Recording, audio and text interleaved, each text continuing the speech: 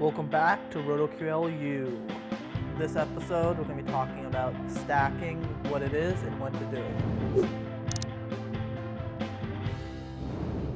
Stacking is whenever you pick two or more players from the same team. What that does is allow you to pick players who are correlated with each other. And what that means is if one player's performance is related to another player's performance. So if player A does well, player B is likely to do well too. And if player A does poorly, player B is likely to do poorly. So an example, if we talk about baseball, is if a player hits a grand slam, there's going to be 4 RBIs and 3 runs scored. So those runners on base performance is going to be correlated with the batter's performance.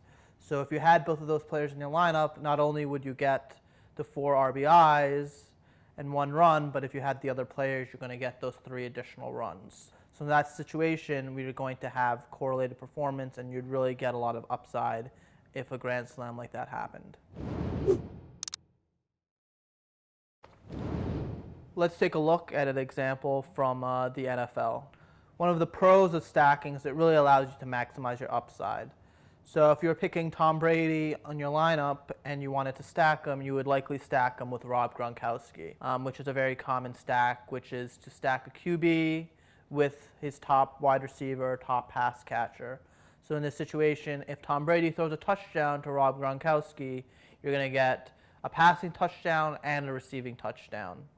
That's going to give you a lot of upside. If you had Tom Brady with Julio Jones, who's a great player and will probably outscore Rob Gronkowski on most weekends, you're not going to get that upside because Tom Brady is not going to be throwing a touchdown to Julio Jones. The con is that you're really going to be more reliant on the team, so in this case the Patriots. So that's going to lead to a lot of a boom and bust. So if Tom Brady doesn't throw any touchdowns, then Rob Gronkowski is not going to have caught any touchdowns.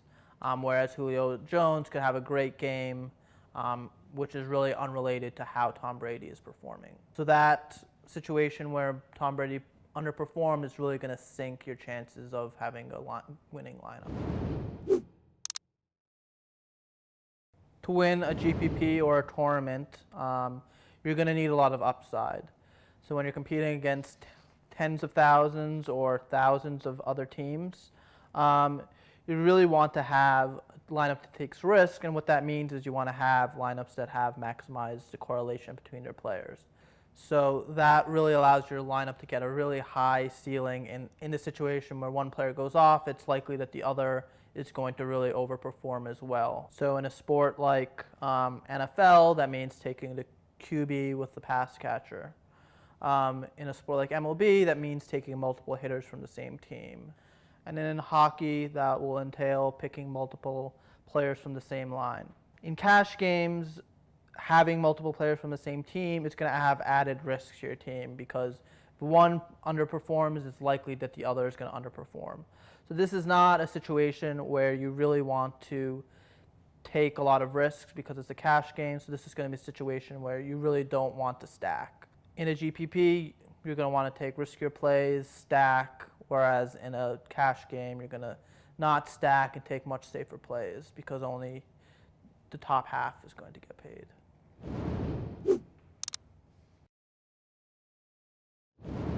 Let's look at how we can apply these concepts to RotoQL. So within the RotoQL optimizer, there's an option to stack teams. You can choose which teams you want to stack. You can stack a QB with a tight end, a QB with 1 wide receiver, a QB with 2 wide receivers, and all that functionality is built into RotoQL, so you can choose what level of correlation you want to be part of your lineups. Going forward, we're going to continuously add more features, more abilities to stack how you want it, including in other sports, so you'll really be able to take advantage of the RotoQL's optimizer to stack teams as you see fit, so you can really create some great tournament teams.